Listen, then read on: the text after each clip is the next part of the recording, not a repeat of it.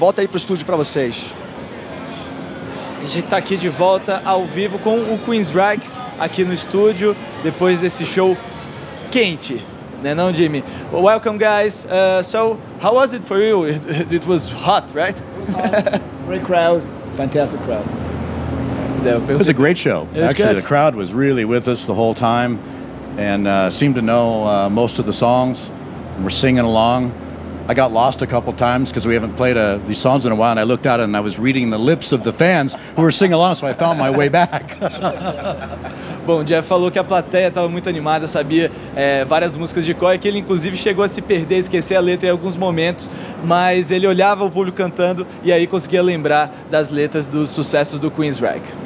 Talking about all these old records or not so young records, Mindcrime, Operation Mindcrime was not a simple record. It was a conceptual, it was a complex record. Do you think it isn't kind of strange that it has been such a major hit or a success?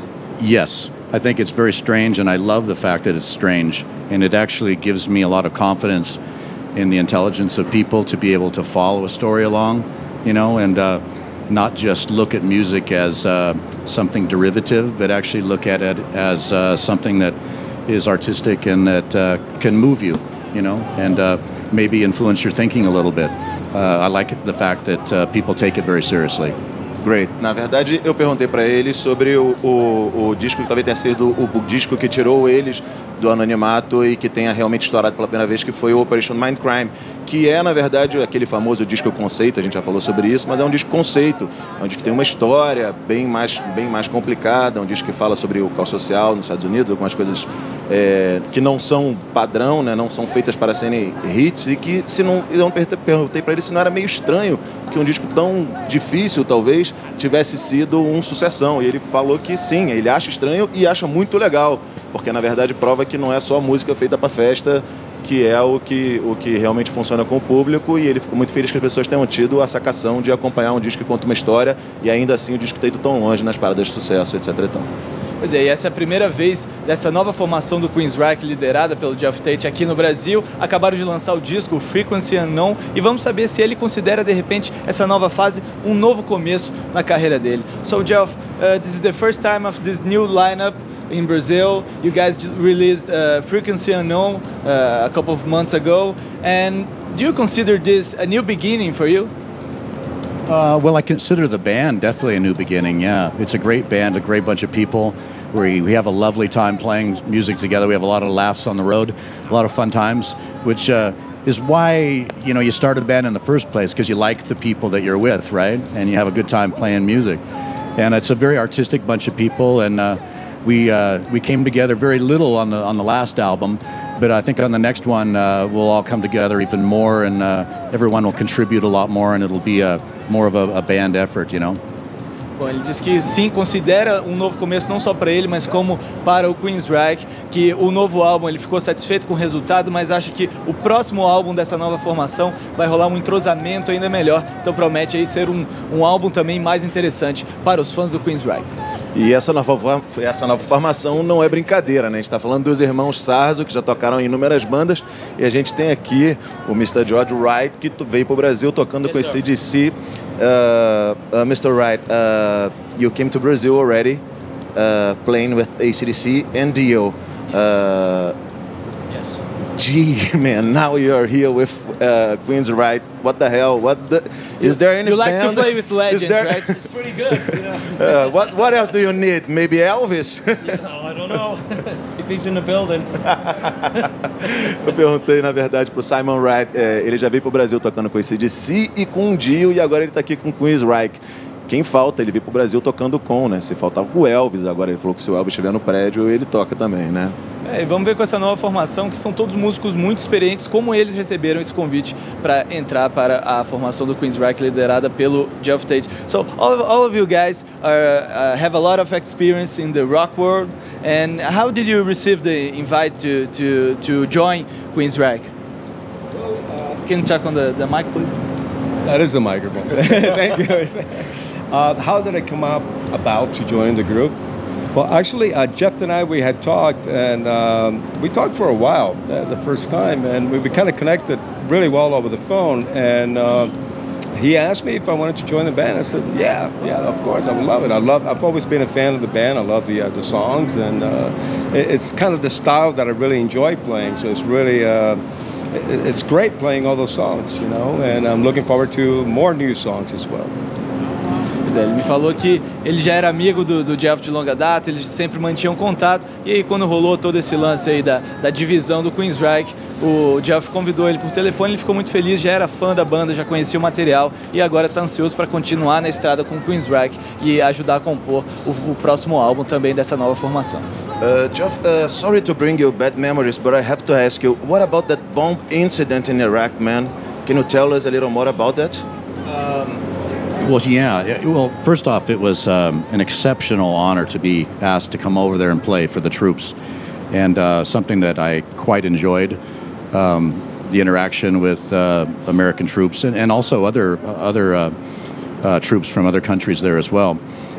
It was a very interesting educational experience, and also to be able to play the music for people who really appreciate it.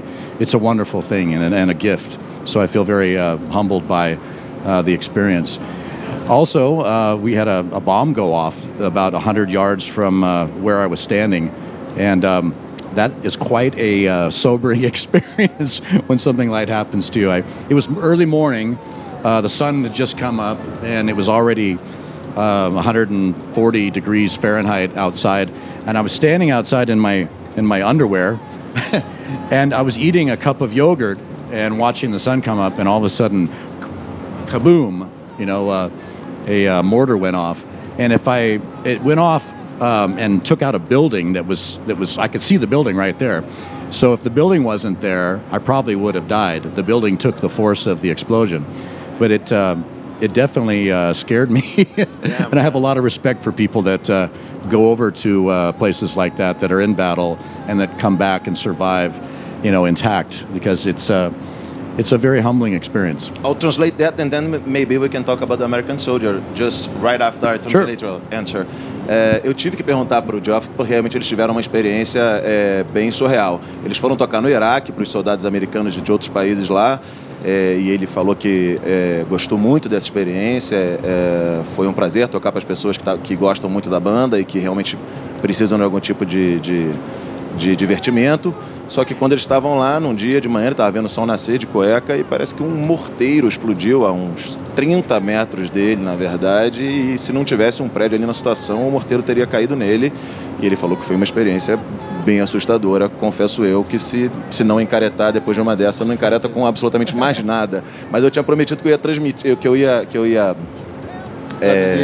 traduzir essa pergunta e já puxar a conversa do American Soldier, que é um disco, na verdade, que ele fez com entrevistas com soldados americanos, e é mais um disco conceitual falando sobre esse assunto. Can you tell us more about American Soldier and your interviews with the soldiers and all the things that happened? Well, I grew up in a military family. My father was career military, fought in Korea in the Marines, and then joined the Air Force and went to Vietnam. So I was sort of inundated with the military lifestyle growing up and had an interest in it. I had years had gone by, and I was now, you know, a musician and traveling around the world. And I stopped in and was visiting my dad one day. He lives in Oklahoma now, and we were sitting out on the back porch of his house, and I said something about when was he ever going to tell me some of his war stories, because he never talked about it, never would. And he just launched into telling me all about Korea, which he's never said anything about before. So I stopped him and I grabbed my recorder and I said, "Dad, let me videotape this." So he told me all about his experiences. And when I got home, I just had the idea this would make an interesting record to talk about war, but from the soldier standpoint. And so I talked with my manager a little bit about it, and she suggested that I interview different soldiers from different wars, different conflicts, and sort of get an idea of how people looked at it, you know, and what their experiences were. So that's what I did. I ended up interviewing over 300 different people who had served in the military in different conflicts from World War II all the way up to the present time. And so I took their stories and put their stories to music and called the album American Soldier.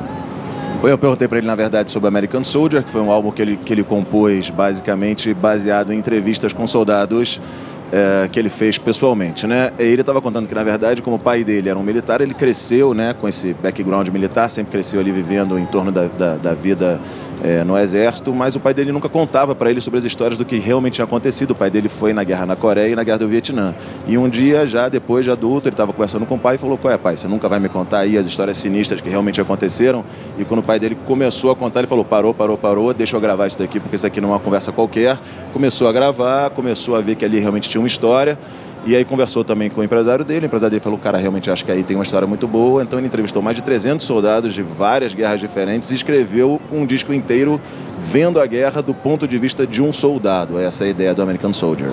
Pois é, daqui a pouquinho tem Buckcherry aqui no Monsters of Rock. A gente vai para um rápido intervalo, mas já volta, porque Monsters of Rock ao vivo é só no Multishow.